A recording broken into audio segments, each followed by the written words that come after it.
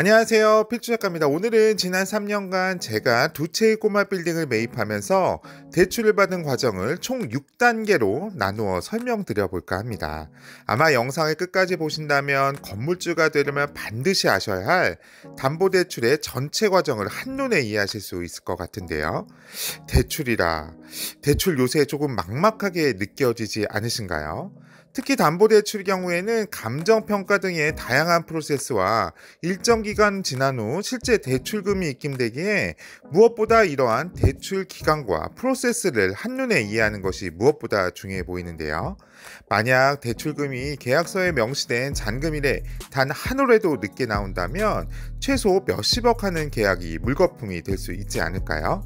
그렇다면 제가 매입한 꼬마 빌딩 두 채의 사례를 토대로 순차적으로 총 6단계로 말씀드려 보도록 하겠습니다. 첫 번째 단계는 대출받을 은행 선정하기입니다.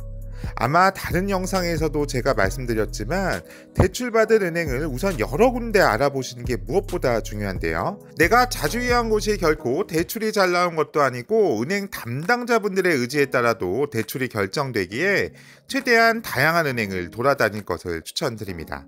참고로 저의 첫 번째 꼬마 빌딩의 경우는 회사 근처 여러 은행을 돌아다닌 끝에 가장 대출에 적극적인 은행을 결정하게 되었고, 두 번째 꼬마 빌딩의 경우는 부동산 사장님이 소위 대출을 잘해주신다는 은행을 추천받아서 대출을 진행하게 되었네요.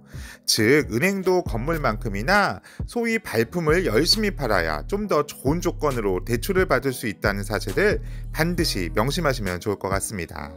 또한 은행에 대출을 처음 문의하실 때는 매입하려는 건물의 주소와 부동산에서 알려준 월세 내역, 필요한 대출 금액 정도만 우선 가지고 가시면 좋을 것 같습니다. 다음 단계는 탁상 감정, 주로 짧게 탁감이라 불리는 단계입니다.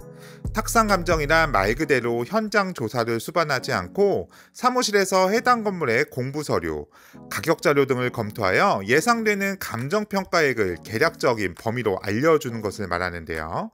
즉, 은행에 대출을 의뢰 시 간단한 건물 주소와 부동산에서 알려준 월세 내역, 필요한 대출 금액 등을 간단히 은행 담당자에게 알려주면 은행 담당자는 은행 전담 감정평가법인의 탁상 감정을 의뢰하게 되는 겁니다. 그러면 감정평가사 분들은 공부자료와 로드뷰 등을 이용해서 대략적인 건물 가치를 평가하고 은행 담당자에게 대략적인 탁감 결과 금액을 알려줍니다. 그리고 은행 또한 의뢰자 개인 신용을 검토 후 대략적인 대출 가능 금액을 알려주는데요. 여기서 가장 주의할 것은 이러한 탁감의 특성상 실제 현장 조사 후에 결과가 나오는 정식 감정 금액과 차이가 있을 수 있다는 것인데요. 즉, 만약 탁상 감정 결과가 정식 감정 결과보다 낮게 나와 대출금이 부족하다면 잔금을 못 치를 수도 있겠네요. 따라서 반드시 은행 담당자와 탁감 결과를 토대로 조금 보수적으로 대출 금액을 생각해서 자금을 여유 있게 마련해 놓는 것이 중요해 보이네요. 이러한 탁상 감정 결과는 의뢰 후 대략 하루에서 이틀 정도면 대략적인 대출 가능 금액을 알 수 있게 되는 것이죠. 제 첫 번째 꼬마 빌딩의 경우는 저는 22억 6천만 원의 매입가에서 처음 탁상 감정 결과가 약 10억가량으로 대출이 가능하다고 나왔어요. 하지만 추후 은행과 협의하면서 최종 11억까지 대출이 가능하다는 것을 확인할 수 있었네요.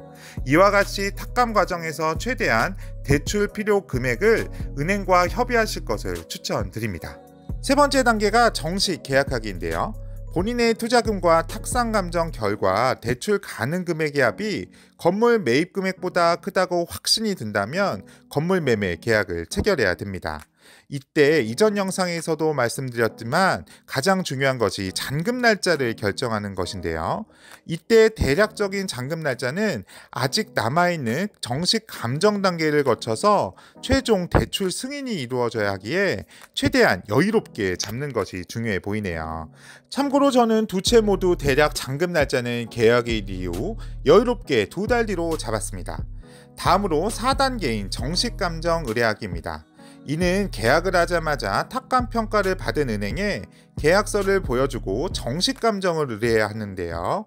그렇다면 앞서 말씀드린 탁감과 동일한 프로세스로 감정평가 회사에 정식 감정을 의뢰하여 최종 대출 가능 금액을 받는 것이 목적인데요.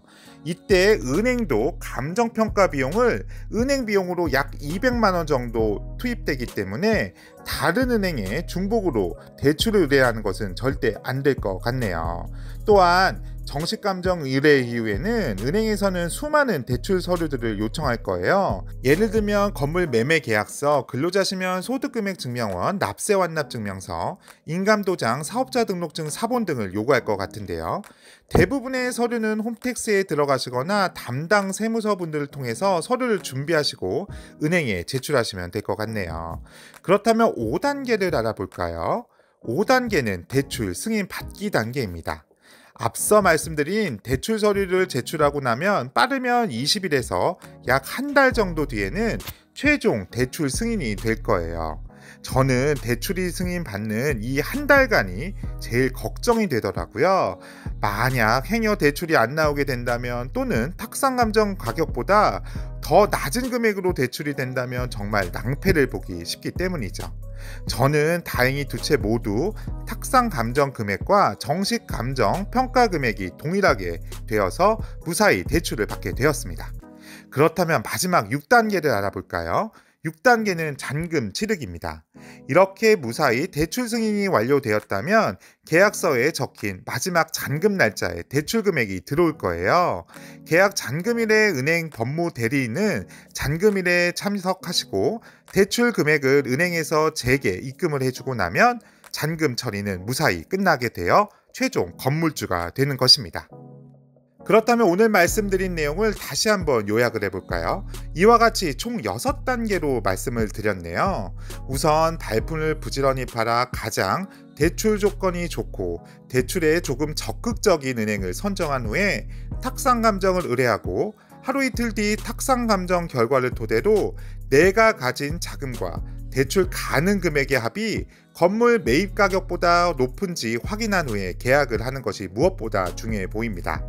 이때 계약 시 잔금은 정식 감정 결과가 최소 한 달은 소요되니 여유있게 잔금 날짜는 약 2달 뒤가 좋을 것 같습니다. 그리고 곧장 정식 감정을 의뢰하여 약 한 달 뒤 최종 대출 승인이 되어 잔금을 치르면 되는 것이네요. 이러한 과정을 사전에 충분히 이해하고 건물이나 상가를 매입하는 것이 무엇보다 중요해 보이는데요.